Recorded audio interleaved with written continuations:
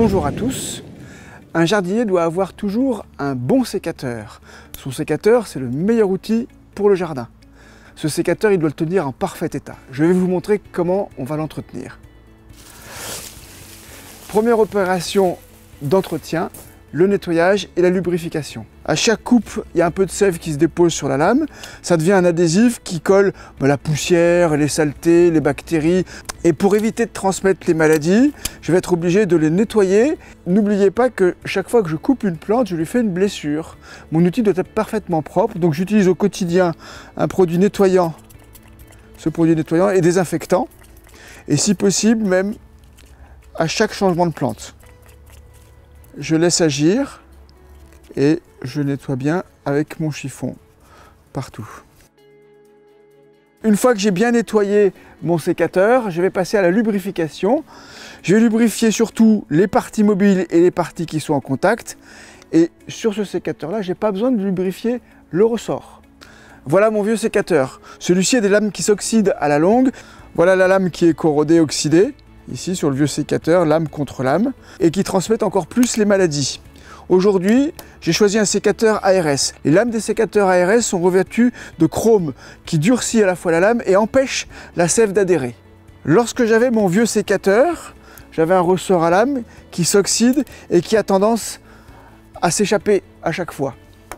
Avec mon nouveau sécateur ARS, j'ai toujours essayé d'enlever le ressort, mais celui-ci ne saute jamais, il est très bien conçu. La lubrification se fait avec un produit à la fois dégrippant et lubrifiant. Je lubrifie toutes les parties mobiles ainsi que le fermoir. J'éponge l'excès avec un chiffon. Voilà. Et je fais jouer mon sécateur. Et tout de suite, c'est beaucoup plus souple à la main. Je vérifie le fil de ma lame. Et je m'aperçois ici que mon fil de lame est complètement abîmé. Je décide donc de l'affûter. Pour l'affûtage courant, j'ai besoin d'une pierre au corindon. Ça, j'ai une pierre naturelle qui vient de la carrière de Sorate en Ariège, qui est un grain fin. Et j'ai un grain très fin ici, avec la pierre de Coticule qui vient d'une carrière en Belgique.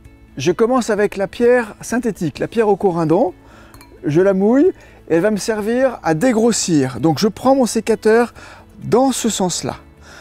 Et ici, j'ai un petit mouvement tournant.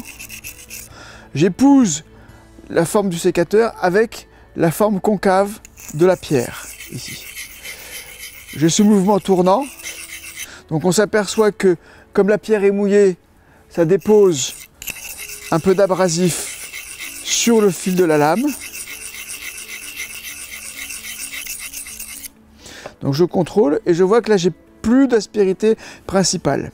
Si j'ai une grosse échancrure sur la lame, à ce moment-là, je vais me servir de la lime. Je lime exactement juste l'échancrure. Une fois que j'ai limé l'échancrure, je reprends ma pierre au corindon, je refais le fil. Une fois que j'ai fait le dégrossissage, je prends ma première pierre fine, je vais aller finir le fil. Je regarde, ma lame est parfaite. Je vais chercher un morceau de cuir, par exemple mon étui de sécateur, et avec l'étui de sécateur, comme vous avez pu faire le barbier, le rasoir, j'enlève les barbules. Et là, nous allons continuer notre travail sur nos végétaux. On sent toute la différence avec une lame neuve. Et à bientôt pour une nouvelle taille en détail.